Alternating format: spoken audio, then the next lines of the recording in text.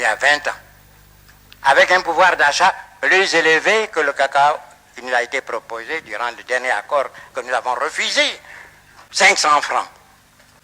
Nous sommes les plus faibles.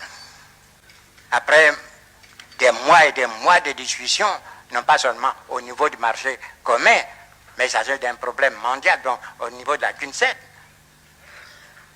Nos propositions ont été refusées. Les grands courtiers ont imposé leur prix.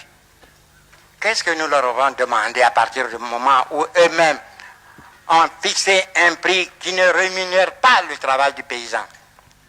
Que ce prix minimum nous soit garanti durant une campagne. Et le drame que nous vivons, pendant encore longtemps, nous serons obligés de confectionner nos budgets, d'assurer donc le fonctionnement de nos États à partir des recettes d'exportation de nos matières premières. Je prends un exemple. La Côte d'Ivoire est parvenue à un tonnage global de près de 800 000 tonnes entre le cacao et le café. Il y a 2 ans, on nous payait au minimum 1000 francs le kilo, soit une recette de 800 milliards. Brutalement, on nous réduit de moitié et nous perdons 350 à 400 milliards. Quel est le pays industrialisé qui, voyant ses recettes diminuer de moitié, pourrait fonctionner sans qu'il y ait de plus grave ne se produise dans le pays? Voilà la situation. Quel remède? Nous dénonçons à longueur de journée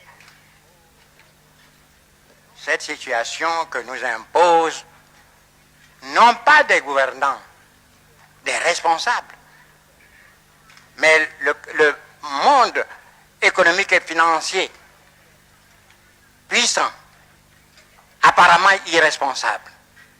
Nous ne faisons que pleurer. Je ne sais pas si on essuiera nos larmes, mais nous avons trouvé beaucoup de compréhension auprès du président de la République française. Mais je vous dis, pour terminer, nous n'envisageons qu'une seule solution, à terme.